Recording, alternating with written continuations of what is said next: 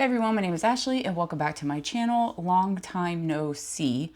This weekend we finally have something to vlog about. My daughter is in Winter Guard and we are going to Chattanooga for the Winter Guard Championships this weekend. I am very excited to finally be able to get out of town for a little bit. It's going to make it a long weekend for me, and we haven't been anywhere since we went to South Korea back in September, so I am ready for a little bit of a break. So I'm going to take you along with us this weekend. First though, I need to get ready, put a little makeup on so that I can start packing, and then we can discuss what has been going on. First off, this is the busiest part of my job, or it has been for about the past month and a half or so. I work in sports and work has just been crazy hectic, and some personal things have been going on as well. Unfortunately, I have allowed somebody to get my anxiety up to the heavens, apparently, and it's just been kind of, a mind bender, at least. Yeah, I have allowed them, so to speak, to live rent-free in my head, and it was not doing well. But that's all that's been going on. For those of you that don't know, about a year and a half ago, my daughter broke her ankle and she injured it again. And frankly, she's tired of dealing with the soreness. The ankle itself, the bone, it is healed technically, but it's not bone. I don't know if that's the most medically professional way to explain it. I mean, the bone fused back together, but it's kind of not as strong as full-on bone would be. I know the worst way to describe it, but that's the only way I know how to describe it. So we decided back in, I think it was January or February, I don't remember when the doctor's appointment was, but we went to CHOA, which is Children's Hospital of Atlanta, and the orthopedic surgeon took a look and said that, hey, we could put a screw in and that might help alleviate some of the problems, because if she is on her ankle for extended periods of time, especially with color guard, marching band, winter guard, that kind of thing, it is really just really inflamed and sore by the end of the day, and she is just really over that. So we left it up to her on whether or not she wanted to get the surgery, explained the invasiveness of it and all that, and she decided she wanted to do it, so here we are. She is getting that done next week, and they're just going to put a screw into the side of her ankle where the break was, and hopefully that will offer some more support. Cross your fingers. As far as my tummy tuck recovery, so far everything has been okay. I still have not got my weight back down to where it was pre-surgery, and I'm trying not to let that get to my head, because I know I have put muscle on, and my clothes are still fitting fine. They're still fitting a-okay. So I know that the scale is not the number one factor right now. As long as I feel like I keep it around a certain number, then I'll be good. But I'm really not over here obsessing over trying to lose weight or anything, but it is kind of a hard switch to turn off when you've been living most of your life in a constant thought of weight loss. I've always been a big girl. When I was in elementary school, I joined Weight Watchers because my family also went on Weight Watchers, and I was raised by my grandmother, and she went on Weight Watchers, and it was through the school/church, because I went to a private church-based school at the time, and they were doing the whole Weight Watchers thing. And that was back when you had the books. Like, let me know down below if you remember the booklets, and then every day it had a menu that you would go off of, and you ate a certain number of carbs a day, you would have like 3 carbs a day and 2 meats or whatever it was. So that's how she did it. And because she did all the cooking, the rest of us were all Weight Watchers too. And by the rest of us, I mean me and my mom. My mom was kind of sort of in and out, but when she was in, she was on the Weight Watchers. So I lost a bunch of weight, and this was in the 4th grade. And I remember finally being able to dress in like the straight sizes, and wear the things that my friends were wearing, but it didn't last long. I was a kid, and, I couldn't even tell you what happened. I mean, because my grandmother was still making the food and stuff, but I don't know. I couldn't tell you. And I think the bulk of my weight came back on again. I mean, I was never skinny even after the Weight Watchers in fourth grade. Through middle school and high school, I was always on, the kind of lower end of the plus size, like a size 14-ish, somewhere around there. But then I really packed on the weight once I got into college, because then it was like, oh, I have a job and I can buy all this food, that I couldn't buy before, and how that goes. And you're constantly kind of surviving off of fast food in between classes and going to work. And I was also an emotional eater, so that never fares well. And I think at my highest as an adult, I got up to like a 22, 24, something like that. And that was like in the early 2000s. And in 2005, I started having issues. I started having issues with my menstrual cycle. And I won't go into the gory details, but I was having problems. And I finally got tired of it. And I went to the OBGYN, and that's when she diagnosed me with PCOS. So I have been managing that for the past 20 years. I remember when the official diagnosis came, because I went to the doctor, had a consult. Then she said, I think this is what it is, but we're going to run all the tests anyway. And I found out the day before, the day of my birthday, actually. It was the day of my birthday. And she's like, this is what you have. And starting tomorrow, I want you to go on a no carb diet for 3 weeks. So no carbs whatsoever. And I remember coming home to tell my husband, which he was my boyfriend at the time, but or fiance at the time, and he had got me this birthday cake, and all this stuff. And I'm just like, yeah, after today, I can't eat it. But I went 3 weeks with no carbs, and I dropped weight like crazy. My OBGYN, she monitored my diet after that 3 weeks, and we introduced carbs. And at that time, the South Beach diet, Atkins, was all super popular, so I was just kind of following South Beach at that point.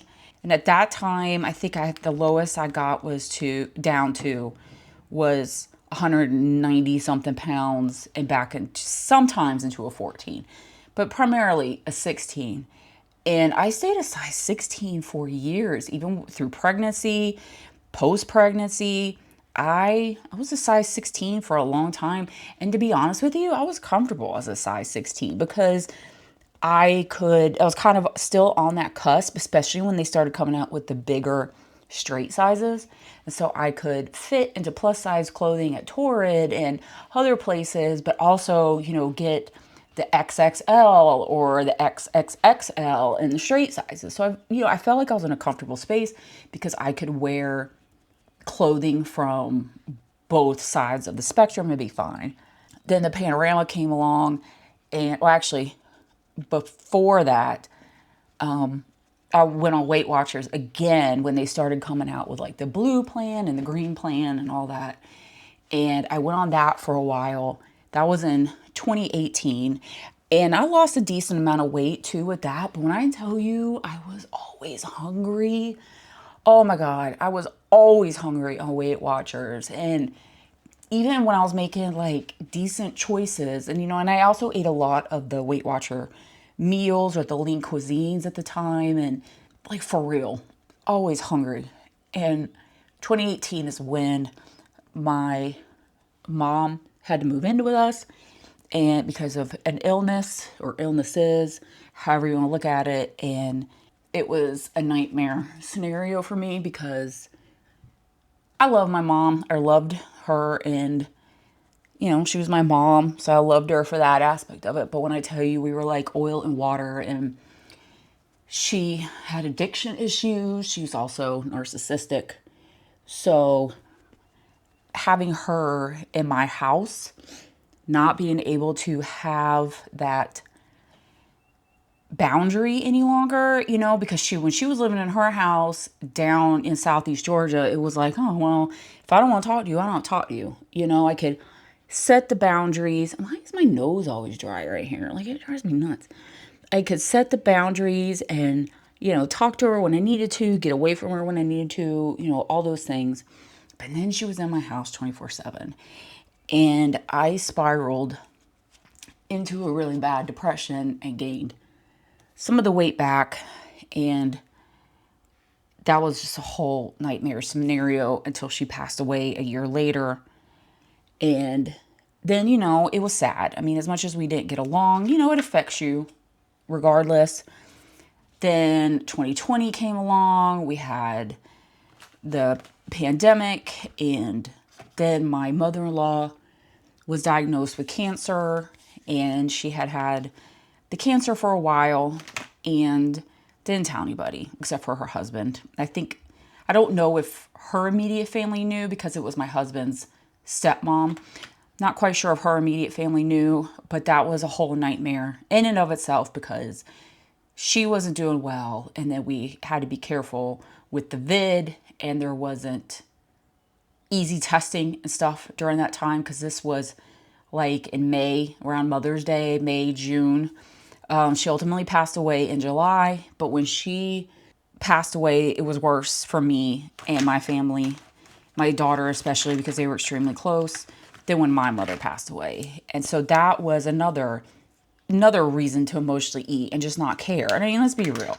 When we were all on lockdown, like, we were all stuffing our faces because there was nothing else to do but to sit there and eat, essentially. That's what I felt like anyway.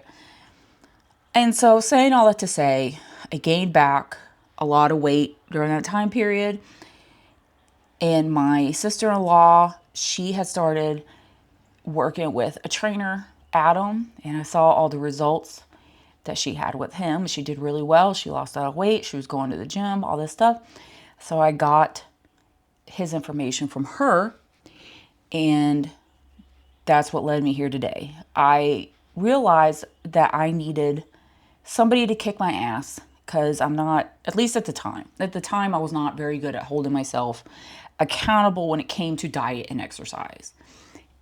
Other things in my life, sure. But forcing yourself to diet and exercise, no. And so I said, well, or I thought to myself rather, like, hey, if I have somebody holding me accountable, I am going to do better because I don't want to let that person down. I mean, at the time, I let myself down all day. But I'm not going to let somebody else down, much less somebody I'm paying. So it was a struggle there at the beginning. I remember the first time I walked back into the gym after like not doing it for years, and I felt so intimidated and so lost that I like sat there and like cried for like 20 minutes at the gym. Like, no lie. I was so overwhelmed. There was a lot of stuff, like I had some ups and downs there at the beginning, like trying to get used to or trying to find that inner strength or whatever in me to not let outside things affect what is happening to me. And this still happens every now and then, but I feel like I have gotten better at that. Like, you can't control what you can't control. But, you can't, but you can control how you respond to things, how you let it affect you, and, all of that. And so I just kind of started being more adamant about following the plan. And it basically was just, going to the gym and counting macros and eating in a calorie deficit, all of that. And I feel like the macro counting has been the most successful that I have ever been. Don't get me wrong, I still am a big supporter of the concept of Weight Watchers because I feel like if you don't have a good grasp or don't understand healthier eating, I mean, because there's a difference between understanding it and knowing how to go about it and then just choosing not to do it. And I was over here choosing not to do it. But I think that if, you're not used to healthier eating or knowing what to do, great Weight Watchers is a great tool for that. But anyway, so I did that, and fast forward 3 years later, because this was in 2022, by the time I got my act together, it was 2022, which is crazy to believe that it's been 3 years. And this is where I'm at. It took me probably a good 2.5 years to lose the actual weight that I wanted to lose. Yeah, it's been 2 years because I forget that, like, I've been on this tummy tuck journey now for like almost a year. Time flies. So 2 years to get the weight off that I lost, and I lost about 80 pounds total. And as I said, I put about anywhere between 13 to 15 of that back on. So that's where we're at. I lost 80 pounds in about 2 years. I got the tummy tuck, and there's a video out about what happened with that. But I feel like overall, I am in a pretty good place, minus all the, excuse my French, the bullshit that happened with allowing this person to be in my head. And it's not a family member or anything like that, but just somebody outside of my inner circle. And I'm kind of annoyed a little bit with myself for allowing that to happen.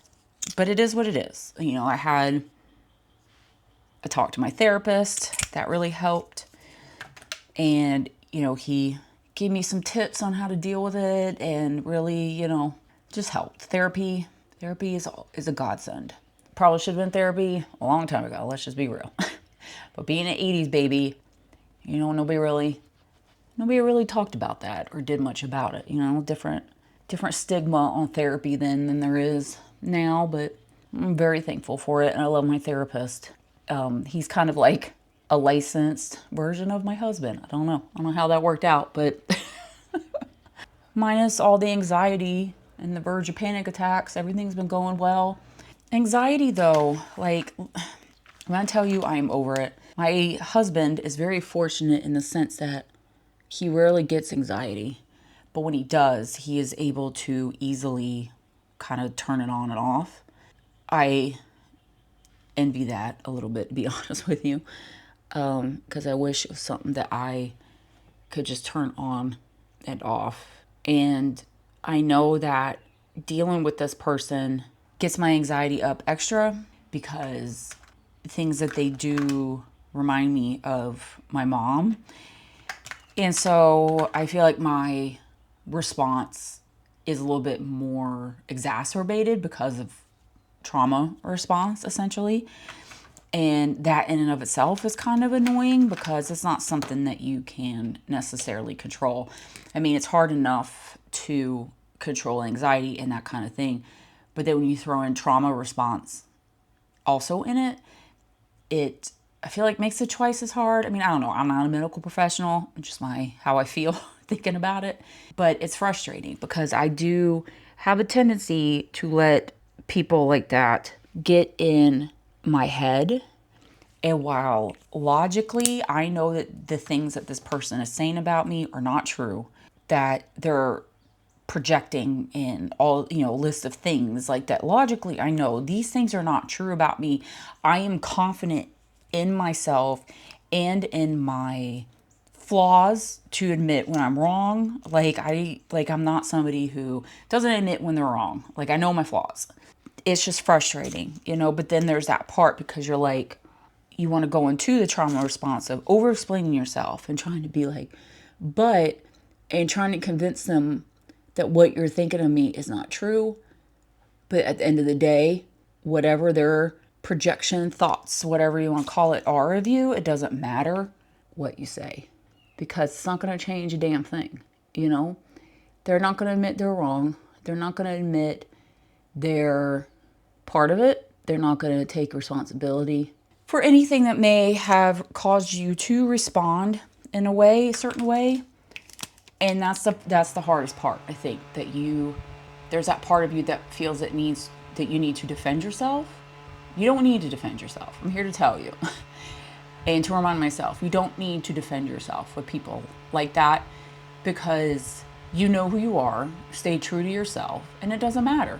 It's frustrating. And I recognize myself kind of going into this downward spiral because I will say in the whole, 3 years that I worked with Adam and then, started going to therapy as well, I have really started to recognize when I could feel myself spiraling down, into an anxiety rabbit hole.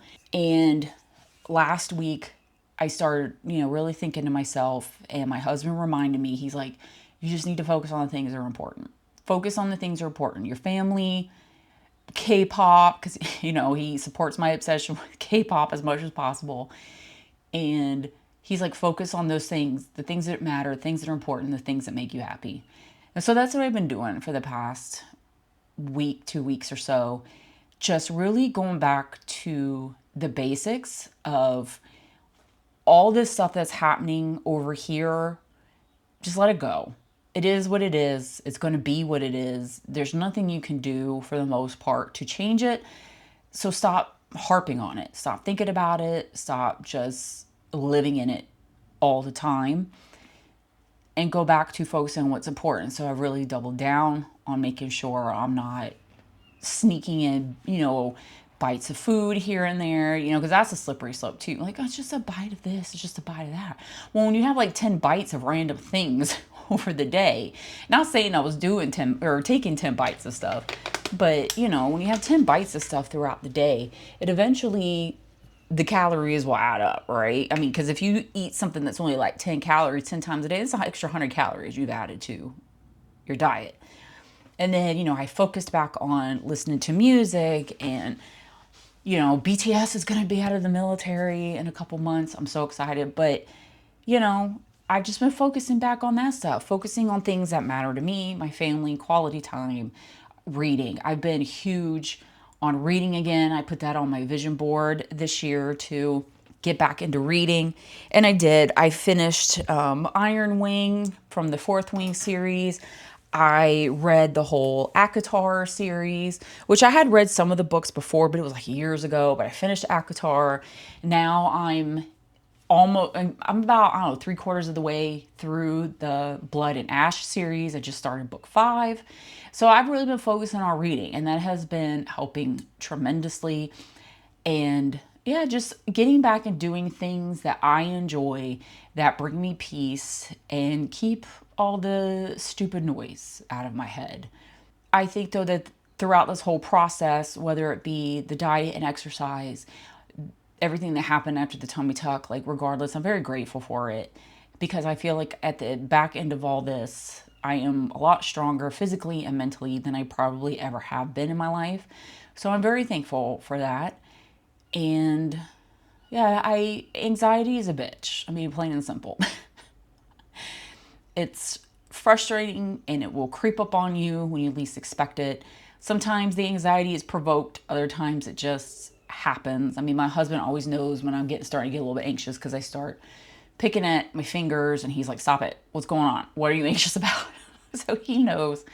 He knows all of my little tells. But anyway, that's it. I'm going to stop rambling about anxiety so we can start packing. I still have to pack. Technically, I'm working at the moment, one of my other jobs, because I have 2 jobs. And yeah, I'm off this weekend from my main job, from my full-time job, which, by the way, I got a promotion this cycle in. So I am very happy about that. And I'm also trying to focus on that, because I feel like some of the stuff that I was dealing with this outside person kind of put a damper on my excitement and happiness of the promotion, because it's something that for a long time I looked forward to, that I was like, oh, one day I can't wait to get promoted. And then it happened, and I was just kind of like, oh. And so I'm trying to be appreciative and focus on the good part of that, because, it was a long time coming, and I'm finally, I am happy to finally be promoted. And that thing too, I feel like that for a while, outside forces kind of made me, I shouldn't say hate my job, because I never hated my job, but it just made me kind of not care as much as I used to care about it. And I used to be all about it, like, I want to make sure that we have the best product out there, and this, that, and the other, and took a lot of pride in my work. And it kind of got to the point in the last year or so where I was just kind of like, I'm here to do my job, and I will do it to the best of my ability, but that's about it. And it really is kind of a sucky feeling to have, especially when you once upon a time really loved your job. But I feel that because I started ignoring the bullshit, that I'm starting to enjoy my job again. So I am thankful for that. And yeah, I'm taking the advice of my husband, focusing on the positive, focusing on the good things, focusing on the things that I can control, and screw all the things that I cannot. And that's where we are. And now I promise you, I am done rambling. If you deal with anxiety, though, let me know how you combat it, what you're doing. There hopefully that you are combating your anxiety in a healthy way. Please do not do it in an unhealthy way. But there we are. So I'm gonna go pack. I'm gonna show you my outfit real quick. I got this from Amazon. There you go. Here, let me show you in the mirror. Here's my outfit and my dirty mirror because I have a kiddo who likes to keep touching it with her fingers. But I got this from Amazon. I will link it down below. It's extremely lightweight, so this is going to be great for the summer. And you can see your bra strap just a little bit, but I really don't care. It's a bra strap, and it kind of blends in. But I got it in a medium, and I feel like it is pretty true to size. But I like it. Very lightweight, very comfortable. Feels like you're not wearing anything. And I think I have makeup. I have face powder all over the top of my shirt and my microphone. But that is our travel outfit for today. I was thinking about wearing these shoes with it because we're just going to be in the car. I got these clear jelly shoes. I thought they would be cute going old school. But I feel like together they kind of looks cute, right? A little something different. And we're just going to be in the car. So I don't have to really worry too much about walking. And yeah, there we go. I guess I will see you guys later. Okay, work is done. I'm finally done with that for the day. And we have about a half hour before we have to go pick up the girl from Winter Guard rehearsal. And then we are heading up to Chattanooga. It is a beautiful day today, and I'm ready to get out of town, like I've been saying. I have this chunk of hair right here that is growing out, and it is driving me crazy. It keeps poking out. Anyway, I'm on my phone now. I was recording on my camera earlier, but I am ready to go. I'm ready to, I think we might stop at Buc-ee's for dinner. I don't know. I think I said that already, but let's get going. Let's get this show on the road.